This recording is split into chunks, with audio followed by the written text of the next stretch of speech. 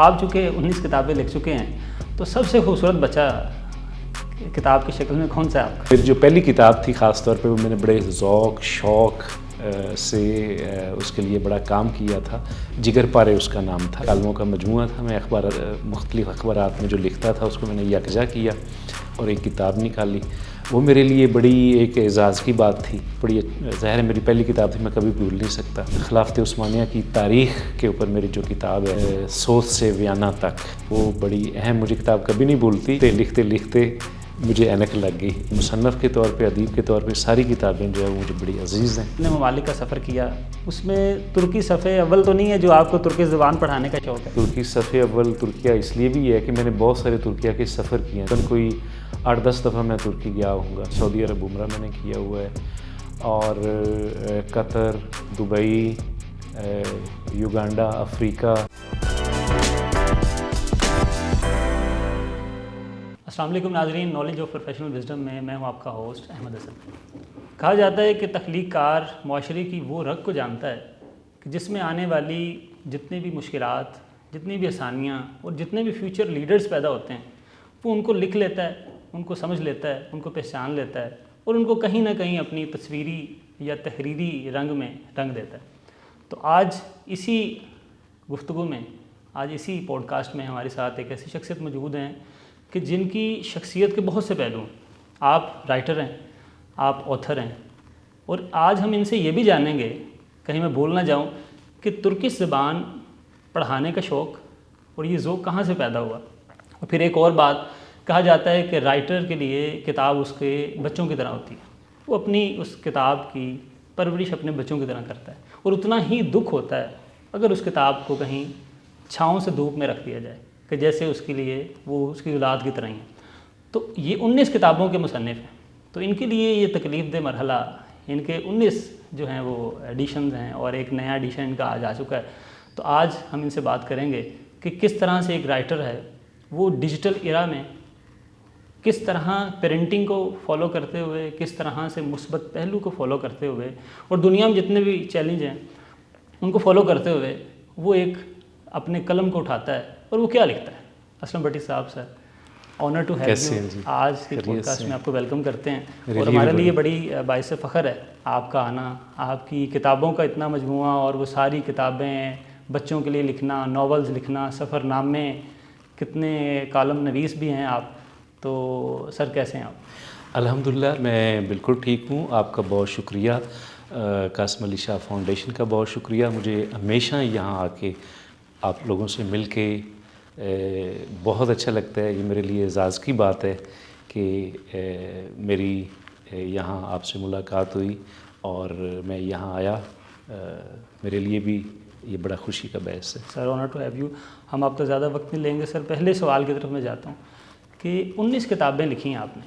یہ 19 کتابیں لکھنے سے پہلے اسلم بٹی صاحب کیا تھے؟ کہتے ہیں کہ جو رائٹر ہوتا ہے, شاعر ہوتا ہے, ادیب ہوتا ہے, وہ کہتے ہیں کہ بچپن سے ہی اس کا رجحان کسی نہ کسی حوالے سے اس طرف ہوتا ہے, شوق اس طرف ہوتا ہے. تو مجھے شوق تو اچھی چیزیں پڑھنے کا, سننے کا. اب دیکھیں نا, ہم کچھ چیز سنتے بھی ہیں تو وہ بھی ایک طرح ہم لوگ ادب سے ایک ہمارا تعلق تو قائم ہو رہا ہوتا ہے نا, کہ ہم ایک اچھے سامع ہوتے ہیں, سن رہے ہوتے ہیں, محسوس کر رہے ہوتے ہیں. تو لیکن جب آپ تعلیمی سفر کے دوران جب آپ کو کوئی اچھا استاد مل جائے, اچھا ساتھی مل جائے, اچھا رہنما مل جائے, تو آپ کے اس شوق کو نکھار دیتا ہے. تو مجھے بھی شوق تو تھا ان چیزوں کا. خاص طور پہ میرے ہائی اسکول میں مجھے بہت اچھے اساتذہ ملے جنہوں نے میرے اس شوق کو نکھارا. تو میں اسکول کے دوران ہی بزم ادب کے مختلف جو ہمارے مقابلہ جات ہوتے تھے, مختلف تقریبات ہوتی تھیں, میں اس میں تقاریر بھی کرتا تھا, اس میں اپنے شعر بھی پڑھتا تھا, اور تقریریں لکھتا بھی خود تھا. اور تب سے پھر میرا جو یہ شوق پیدا ہوا. اس کے بعد پھر میں گورنمنٹ کالج اسی یونیورسٹی آ گیا. تو یہ تو پھر آپ کو پتہ ہے ایسی 161 سالہ اس کی تاریخ ہے. نوبل laureates یہاں سے پیدا ہو چکے ہیں, ڈاکٹر علامہ اقبال, صوفی تبسم, قیوم نظر, فیض احمد فیض, ڈاکٹر عبدالسلام. ایک لمبی فہرست ہے. تو ماحول بھی میرے خیال ہے ادیب کو, لکھاری کو, مصنف کو سنوارتا ہے, اساتذہ بھی. تو شوق تو تھا لیکن شوق کو نکھارا بھی میرے اساتذہ نے بہت ہے. الحمدللہ جی. جس ادارے سے آپ کی وابستگی ہے سر، یہ تو ایک بڑی معنی خیز اور بڑا ایک اپنے آپ میں ایک بڑا جو ہے نا وہ ہے. تو اب سر ہم چلتے ہیں کہ 19 کتابیں ہیں. ماں کے 3 بچے ہوں نا تو ایک بچہ بڑا خوبصورت لگتا ہے، وہ بڑے چھوٹے میں سے جس بھی ایج گروپ میں آتا ہے، اور دوسروں سے کم پیار ہوتا ہے. تو رائٹر کے لیے 19 کتابیں بچوں کی طرح ہیں. تو آپ چونکہ 19 کتابیں لکھ چکے ہیں، تو سب سے خوبصورت بچہ کتاب کی شکل میں کون سا ہے آپ کا؟ بالکل، یہ آپ کسی والدین سے بھی پوچھیں گے نا تو آپ نے بجا فرمایا، وہ بھی یہی کہے گا کہ میرے لیے سارے بچے ایک جیسے ہیں. لیکن یہ بات آپ کی بجا ہے کہ جو بچہ بہت زیادہ مؤدب ہوتا ہے، جو والدین کا کہنا مانتا ہے، والدین کے ساتھ ہوتا ہے، وہ ان کی آنکھوں کا تارا بھی بن جاتا ہے اور ان کے بڑا کلوز بھی ہوتا ہے. تو ایک تو اور کہتے ہیں کہ پہلی محبت اور پہلی شادی اور پہلی کتاب، یہ انسان کو کبھی نہیں بھولتی. تو میری جو پہلی کتاب تھی خاص طور پہ، وہ میں نے بڑے ذوق شوق سے اس کے لیے بڑا کام کیا تھا. جگر پارے اس کا نام تھا، اور وہ مجھے یاد ہے کالموں کا مجموعہ تھا. میں مختلف اخبارات میں جو لکھتا تھا اس کو میں نے یکجا کیا اور ایک کتاب نکالی. وہ میرے لیے بڑی ایک اعزاز کی بات تھی. بڑی ظاہر ہے میری پہلی کتاب تھی، میں کبھی بھول نہیں سکتا. اور پھر اس کے بعد میں نے بچوں کی کہانیاں بہت ساری لکھیں، بلکہ میں نے 100 کہانیاں اکٹھی کیں دنیا کے مختلف ممالک سے. جو بہترین کہانیاں تھیں وہ میں نے اکٹھی کیں. ایک وہ کتاب ہے بچوں کے لیے، مجھے بڑی اچھی لگتی ہے. اور پھر ہسٹری کے اوپر، بایوگرافی کے اوپر، عثمانی عمری کے اوپر میری مختلف کتابیں. ان میں سے خاص طور پہ جو خلافت عثمانیہ کی تاریخ کے اوپر میری جو کتاب ہے، سوت سے ویانا تک، اچھا، وہ بڑی اہم، مجھے کتاب کبھی نہیں بھولتی. میں آپ سے ذکر بھی کر رہا تھا کہ وہ ایک چھوٹی سی کتاب تھی، ہاں جی، اور اس کو لکھتے لکھتے لکھتے مجھے اینک لگ گئی. یعنی بڑی یادگار مراحل تھے میرے لیے، لیکن بڑی اہم کتاب تھی. اور پھر ابھی جو ریسنٹلی میری کتاب ہے سلطان عبدالحمید کے اوپر، یہ بھی میری بڑی اچھی کتاب ہے، ناول کی شکل میں ہے. اور پھر میں نے ابھی ایک سلسلہ ہمارا شروع ہے ٹرکش لینگویج کے اوپر، آؤ ترکی سیکھیں. اچھا جی، ٹرکش لینگویج کے اوپر میں نے کتاب لکھی ہے، اور وہ کتاب یونیورسٹیوں میں، کالجوں میں پڑھائی بھی جا رہی ہے. سلیبس میں شامل ہے، 3 زبانوں میں ہے، اردو میں، انگلش میں اور ڈیفینیٹلی ترکش میں. تو یہ چند کتابیں جو مجھے پسند ہیں، لیکن مصنف کے طور پہ، ادیب کے طور پہ ساری کتابیں جو ہے وہ مجھے بڑی عزیز ہیں. ٹھیک ہو گیا سر. اچھا سر، اہم سوال کی طرف آتا ہوں کہ جس طرح ڈیجیٹل ایرا ہے کہ آج کے دور میں لوگ کہتے ہیں کہ جی کوئی بھی انسان اگر رائٹر بننا چاہتا ہے، دوسری سکلز کی بات ہم نہیں کرتے، تو آپ کے پاس چیٹ GPT ہے، آپ اپنا تھوڑا سا خیال اس کو دیں. جس طرح دیکھنے والے بھی جان چکے ہوں گے کہ میں کس دور کی بات کر رہا ہوں کہ جہاں پہ آپ کچھ بھی کسی سے کروا سکتے ہیں، یعنی کہ نالج جو ہے وہ بارڈر لیس ہو چکا ہے. تو آپ کیا دیکھتے ہیں کہ ڈیجیٹل ایرا، اور جس طرح سے آپ نے محنت کی، ایک کتاب لکھنے میں آپ کو اینک لگ گئی، اور اس میں جتنی دشواریاں، جتنی مشکلات، اور پھر رائٹر کا ایک خیال بھی ایک اسپیسیفک جگہ پہ آتا ہے کہ آپ اگر وہاں بیٹھیں، اسی وقت بیٹھیں تو آپ کچھ لکھ پاتے ہیں. تو ایک تو مجھے یہ بتائیے گا کہ آپ کے سفر میں، اور جو آج کا ایک جین زی بچہ ہے، جو اسٹوڈنٹ ہے، کالج گوئنگ، اسکول گوئنگ، وہ اس کے استعمال سے لکھاری کس پائے کا بن سکتا ہے، اور آپ نے جو اپنا سفر طے کیا، آپ اس کے کمپیریزن میں کیا؟ دراصل مجھ سے کویشچن اتنی بریکی سے نہیں ہو پا رہا، آپ اب اس پر. میں آپ کی بات سمجھ گیا ہوں. آپ یہ کیا اصل چیز جو ہے وہ ہے احساس، ایک خیال، ایک تجربہ، ایک مرحلہ، جس سے ایک آپ یوں سمجھیں کہ ہم لوگ جنریشن وائی تھے، 80s کے جو دور میں آئے نا، تو ہم روایتی جو طریقے تھے ہمارے کہ ہم مختلف تجربات سے، مختلف خیالات سے، مختلف سوچ سے جس چیز کے اوپر لکھنا ہے اس کے بارے میں سوچنا ہے، پہلے سوچنا ہے، پوائنٹس وغیرہ لکھنے ہیں، اس مراحل سے گزرنا ہے، پھر ان کو قلم کی شکل دینی ہے. اور آج کا جو جنریشن زی ہے، میرے خیال ہے احساسات، جذبات، خیالات اور تجربات کے جو مراحل ہیں، یہ ہمیں انہیں سکھانے کی ضرورت ہے. آپ نے بالکل صحیح کہا کہ ڈیجیٹل کا دور ہے، اور چیٹ GPT کے اوپر آپ ایک چیز ڈالتے ہیں اور فوری آپ کے سامنے آ جاتی ہے، لیکن اس کے اندر جذبات کدھر ہیں؟ اس کے اندر جن مراحل سے، تجربات سے گزر کے آپ نے جانا ہے، وہ کدھر ہے؟ خیالات کدھر ہیں, سوچ کدھر ہے. یہ ان چیزوں کے اندر پھول تو ہے, لیکن جس کی جو خوشبو ہے نا, اصل میں خوشبو جو ہے نا اس سے متعارف کروانا نئی جنریشن کو وہ ضروری ہے, احساس دلوانا ضروری کہ اصل چیز جو ہے وہ جو نظر آ رہی ہے نا یہ نہیں ہے. اصل چیز یہ ہے کہ جو اس کے جیسی یہ خوبصورت نظر آ رہی تو خوبصورت کے پیچھے جو مراحل تھے, جو محنت تھی, اصل چیز جو ہے وہ ہے. تو میں یہ ایک طرف جنریشن زی بھی جو ایک ڈیجیٹل ہماری دور کی ہماری جنریشن ہے, تو میں ان کو بھی کریڈٹ دیتا ہوں کہ وہ مختلف جو ٹیکنالوجیکل ٹولز ہیں اس سے وہ متعارف ہیں. ہم لوگوں سے زیادہ وہ ٹیکنالوجی کے بارے میں جانتے ہیں, لیکن ٹیکنالوجی کو, جدید جو آلات ہیں, ڈیجیٹل ایراز جو ہیں, اس کو پلس خیالات کو, تجربات کو, احساسات کو, افکار کو, ان کو اگر ہم مکس کر دیا جائے نا تو میرے خیال ہے آج کے پہلے لکھاری ہوتے تھے جن کو ایک کتاب لکھتے ہوئے بڑا عرصہ ہو جاتا تھا اور پذیرائی ملتے ہوئے لوگوں کے اندر بڑا عرصہ ہوتا تھا, تو آج ایک آپ چھوٹا سا بھی آپ کام کرتے ہیں, ایک اپنے جو بھی آپ کا سوشل میڈیا کا پلیٹ فارم ہے اس کے اوپر ڈالتے ہیں تو فوری طور پہ پوری دنیا میں یہ وائرل ہو جاتا ہے اور لاکھوں کروڑوں لوگ اس کو دیکھتے ہیں, اپریشیٹ کرتے ہیں, کومنٹس کرتے ہیں, لائک کرتے ہیں.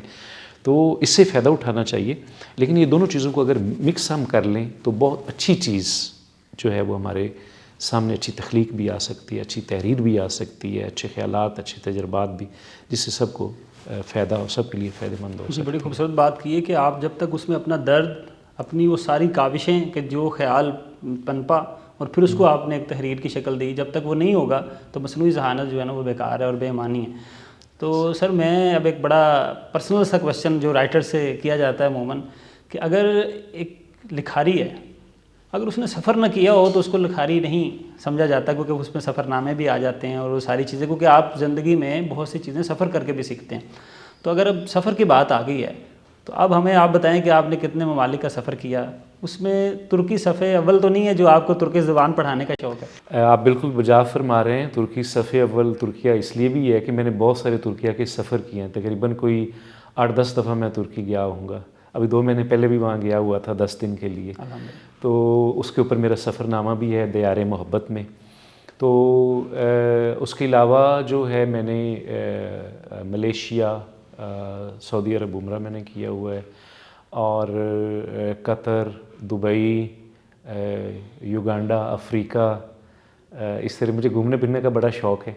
اور مجھے جب بھی موقع ملتا ہے, خاص طور پہ چھٹیوں میں جب ہمارے پاس کچھ وقت ہوتا ہے, تو میری کوشش ہوتی ہے کہ میں کہیں گھوموں پھروں. اور یہ ضروری نہیں ہے کہ آپ باہر کے ممالک میں جائیں, آپ کا اپنا ملک ماشاءاللہ اتنا خوبصورت ہے, ہر شہر کی اپنی خوبصورتی ہے, اپنی تاریخ ہے, اپنا اس کا ایک پس منظر ہے. تو میں بعض اوقات جو ہمارے شہر ہیں وہاں بھی چلا جاتا ہوں گھومنے پھرنے کے لیے, تو مجھے بڑی چیزیں اٹریکٹ کرتی ہیں. اور یہ سیاحت جو ہے, میں اس بارے میں یہ ضرور کہوں گا کہ آپ یہ دیکھیں کہ سیاحت بہت ضروری ہے. ایک چیز ہے, ایک علم ہے جو کتابوں کے اندر ہے, ایک علم ہے جو اللہ تعالیٰ نے کائنات کے اندر رکھ دیا ہے. کائنات جو ہے, دنیا جو ایک کھلی کتاب ہے, تو اصل چیز جو ہے نا وہ آپ جائیں, عقل تجربات دنیا سے حاصل کریں, گھومیں پھریں. ہمارے جتنے بھی آپ فلسفی تھے, ہمارے جتنے بھی تاریخ دان تھے, ہمارے جتنے بھی علماء تھے, سائنسدان تھے, عالم تھے, آپ وہ دیکھیں. جابر بن حیان دیکھیں, سوشیالوجی کا باپ جو ہے وہ ہم ابن خلدون کو کہتے ہیں, اور ابن خلدون جو انہوں نے مقدمہ ابن خلدون لکھا ہے, تو وہ دیکھیں انہوں نے دنیا میں کہاں کہاں سفر نہیں کیا, افریقہ, عرب, آپ کے یا ہندوستان تک, برصغیر تک انہوں نے سفر کیا. اور نہ صرف سفر کیا بلکہ وہ یہاں کی چیزوں, جانوروں کے بارے میں, انسانوں کے بارے میں, یہاں کی لوگوں کی عادات کے بارے میں, کھانوں کے بارے میں, بہت ساری چیزوں کے بارے میں انہوں نے اپنے تجربات لکھے, اور لوگوں نے بڑے شوق و ذوق سے انہیں پڑھا, دیکھا اور اس خطے کے بارے میں جانا. اور آئی دیکھیں ابن خلدون کا جو ہے کتنا بڑا نام ہے, مغرب میں ان کو پڑھایا جا رہا ہے, ہماری یونیورسٹیوں میں پڑھایا جا رہا ہے. تو علم جو ہے نا, وہ تجربہ جو ہے نا, وہ صرف کتابوں کے اندر نہیں ہے, گھومنے پھرنے میں بھی ہے, سیاحت میں بھی ہے. تو میرا خیال ہے کہ میں ہمیشہ یہ مشورہ دیتا ہوں اپنے دوستوں کو کہ آپ زندگی میں کم از کم آپ جو ہے نا وہ 3 سے 5 ملک ضرور گھومیں. بالکل ٹھیک. تاکہ آپ کو دنیا کا پتہ چلے. بالکل سر. اب ہم بات کریں گے زبان کی، کیونکہ آپ استاد ہیں، ترکش زبان پڑھاتے بھی ہیں جس یونیورسٹی میں.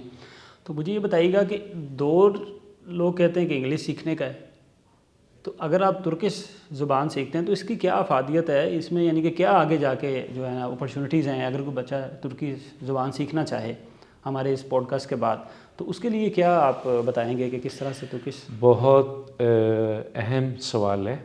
ہم لوگ کہتے ہیں جو زبان دان ہیں، زبان پڑھاتے ہیں، ہم کہتے ہیں کہ اگر آپ ایک زبان جانتے ہیں تو آپ ایک انسان ہیں، یعنی آپ کے پاس ایک عقل ہے. اور اگر آپ دو زبانیں جانتے ہیں تو اس کا مطلب ہے آپ کے پاس دو عقل ہے، آپ زیادہ ذہین ہیں، زیادہ سمجھدار ہیں. تو زبانیں سیکھنا خاص طور پہ ہماری جیسی سوسائٹی میں، پاکستانی سوسائٹی میں جہاں 15-20 زبانیں ویسی ہی بولی جاتی ہیں، اور ہم لوگ جو ہے وہ آپ دیکھیں ہماری مادری زبان ہوتی ہے، ہماری قومی زبان ہوتی ہے، پھر انگریزی جو ہے وہ آپ کو پتہ ہے ہماری میڈیم آف انسٹرکشن ہے. تو انگریزی نو ڈاؤٹ کہ انگریزی بھی سیکھنی چاہیے. پوری دنیا کا جو آپ یوں سمجھیں کہ نالج ہے، انفارمیشن ہے، آئی ٹی ہے، ساری چیزیں ہیں وہ انگلش میں ہیں، وہاں سے بھی آپ سیکھ سکتے ہیں. تو اس کے ساتھ ساتھ مجھے جہاں تک میرا تعلق ہے، آپ یقین کریں مجھے زبانیں سیکھنے کا بہت شوق ہے. پنجابی حالانکہ میری مادری زبان ہے، میں نے پنجابی اسکول کے اندر 2 سال پڑھی، کالج کے اندر میں نے 4 سال پنجابی پڑھی، اور جی سی یونیورسٹی میں 4 سال پنجابی میں نے پڑھی، حالانکہ میری مادری زبان ہے. لیکن میں نے بڑا حیران رہ گیا کہ بر صغیر کی جو قدیم ترین میٹھی صوفیاء کی، اولیاء کی جو زبان ہے، بابا فرید جیسے، خواجہ فرید جیسے، بابا بلے شاہ جیسے، شاہ حسین جیسے جو لوگ ہیں، انہوں نے پنجابی میں لکھا اپنے کلام کو، سارا اپنا بنایا میڈیم آف اپنا اظہار کا. تو مجھے زبانیں سیکھنے، میں نے 6 سال اپنی زبان سیکھی. فارسی میں نے 4 سال فارسی سیکھی. میں کچھ عرصہ پشاور میں رہا، میں نے وہاں پشتو سیکھنا شروع کر دی. 1 ہفتے کے لیے میں سندھ گیا، میں نے وہاں سندھی کے نوٹس دینا شروع کر دیے. جہاں تک ترکی کا تعلق ہے تو بڑا دلچسپ میں چونکہ ایک ترک ادارے کے ساتھ وابستہ تھا، میرے ساتھ کچھ ترک دوست رہتے تھے ہاسٹل میں، مجھے ان کی زبان بڑی اچھی لگی.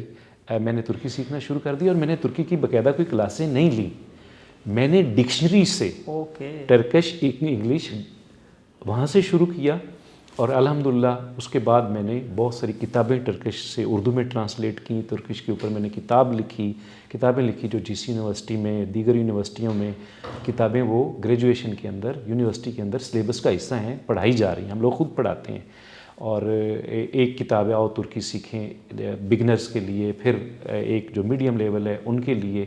تو میں نے اپنا شوق جو ہے وہ اس کو پالا بھی، زبانیں سیکھنے کا بھی ہے، اور پھر اس کے اوپر کتابیں بھی میں نے جو ہے وہ لکھی. بائی دا وے ترکش بہت ایک آسان زبان ہے میں سمجھتا ہوں، اس لیے نہیں کہ مجھے آتی ہے، بلکہ ترکش کے اندر بہت سارے عربی کے الفاظ ہیں. آپ کی جتنی دینی ٹرمز ہیں، مذہبی ٹرمز ہیں اسلام کی، وہ ساری ترکش زبان میں سیم ہے. فارسی جو مسلمانوں کی ایک بہت بڑا ذخیرہ ہے، زبان ہے، اس کے بہت سارے الفاظ فارسی کے اندر ہیں. ایون اوٹومنس کے دور میں فارسی جو ہے اس کو ایک آفیشیل لینگویج تھی اوٹومنس کی. وہ خود اوٹومنس کے جو جیسے سلطان محمد فاتح جس نے استنبول فتح کیا تھا، وہ اپنی ڈائری پرشین میں لکھتے تھے، پرشین میں شعر لکھتے تھے باقاعدہ. تو ترکش ایک ایسی زبان ہے جس کے 10,000 سے زیادہ الفاظ اردو اور ترکی کے ملتے جلتے ہیں. اگر ہم وہی 10,000 چند ہزار لفظوں کا ہمیں پتہ چل جائے کہ یہ ترکی میں بھی سیم ہے، اردو میں بھی سیم ہے، تو اس کا مطلب ہے کہ ہمیں ترکی سمجھ آنا شروع ہو جائے گی، اور آسان زبان ہے. تو بائی دا وے اس وقت تقریباً کوئی آپ یوں سمجھے 10 سے 15 ملکوں میں ترکی بولی اور سمجھی جاتی ہے. ترکی کے اندر ترکی زبان کی سرکاری قومی زبان ہے. آذربائیجان کے اندر ان کی یہ ساری زبان، جتنی آپ کی سینٹرل ایشین سٹیٹس ہیں، 19 ریاستیں ہیں، وہاں ترکی لکھی رسم الخط مختلف ہے لیکن سمجھی جاتی ہے، بولی جاتی ہے. اس کے بعد تقریباً کوئی 4-5 لاکھ سے زیادہ جو ٹرکس ہیں وہ جرمنی میں رہتے ہیں. آسٹریا جو ہے، آسٹریا وہاں بہت سارے ٹرک ہیں. اس کا مطلب یہ ہوا کہ آپ سینٹرل افغانستان میں بہت سارے ترکمن لوگ ہیں، وہ بھی ترکی یہی بولتے ہیں. اس کا مطلب یہ ہوا کہ آپ پاکستان سے شروع کریں، پاکستان، افغانستان، ترکمنستان، آذربائیجان، آپ کا پورا سینٹرل ایشیا ترکی جو یورپ میں بھی ہے، ایشیا میں بھی ہے، جرمنی، آسٹریا، تقریباً آپ یوں چائنا کے اندر بہت سارے جو ترک قبائل ہیں وہاں ترکش وہاں رہتے ہیں. تو اس کا مطلب یہ ہوا کہ یہ دنیا کی 16ویں بڑی زبان ہے. کروڑوں لوگ اس کو بولتے ہیں، سمجھتے ہیں، اور یہ بہت قدیم تاریخی، یعنی اس کا جو آپ اگر پس منظر لیں تو یہ تقریباً 7ویں صدی سے شروع ہوتی ہے اور آج کی ماڈرن زبانوں میں اس کا شمار ہوتا ہے. تو یہ ترکش زبان کو آپ جو ہے نا وہ ہلکا نہ لیں، اس کے بڑے فائدے ہیں. آپ بہت سارے ترکش اداروں میں آپ کام کر سکتے ہیں، ترکی میں جا کے کر سکتے ہیں، جن ممالک سنٹرل ایشیا میں کر سکتے ہیں. پاکستان اور ترکی کے جو آپس کے تعلقات ہیں اور ادارے آپس میں مل کے کام کر رہے ہیں، اس میں آپ جا کے اپنا کنٹریبیوٹ کر سکتے ہیں. اس کا فائدہ ہے، کوئی بھی زبان سیکھنے کا نقصان نہیں ہے. سر جتنے فائدے آپ نے ترکش زبان کے بتا دیے ہیں، تو میں اپنا انگلش کا کورس چھوڑ کے اب آپ کے پاس جو ہے نا ترکی سیکھنے کے لیے آ رہا ہوں. یہ تو ناظرین آپ نے دیکھا کہ ایک رائٹر کس طرح سے مختلف چیزوں کی افادیت کو سمجھتے ہوئے مستقبل کے جتنے بھی پیرامیٹرز ہیں، جتنے بھی سکینرز ہیں، ان کو سمجھتے ہوئے اپنی تحریر کے اندر ہر وہ چیز کو لکھ ڈالتا ہے کہ جس سے قوم کی مستقبل کی اور ساری تقدیر بدل سکتی ہے اس نوجوان نسل کی، کہ جو اپنے مستقبل کو ایک اندھیرے کی مانند دیکھتے ہیں. تو 19 کتابوں کے مصنف جو ہمارے ساتھ آج موجود تھے، اسلم بھٹی صاحب، سر آپ کے تشریف آوری کا بہت شکریہ. آپ کا بھی شکریہ. قاسم علی شاہ فاؤنڈیشن کا بھی شکریہ. قاسم علی شاہ صاحب کا بھی بہت شکریہ. وہ بہت اچھا کام کر رہے ہیں، معاشرے کے اندر ایک مثبت تبدیلی لا رہے ہیں، اور ان سے مل کے ہمیشہ مجھے بڑی انسپائریشن ہوتی ہے اور ہمیشہ مجھے بہت اچھا لگتا ہے. مجھے بھی آپ کے ساتھ بات چیت کر کے بہت اچھا لگا. بہت شکریہ. اپنے خوبصورت فیڈ بیک سے ہمیں ضرور آگاہ کیجیے گا. ملتے ہیں ایک نئے ایپیسوڈ میں، تب تک کے لیے اللہ نگہبان.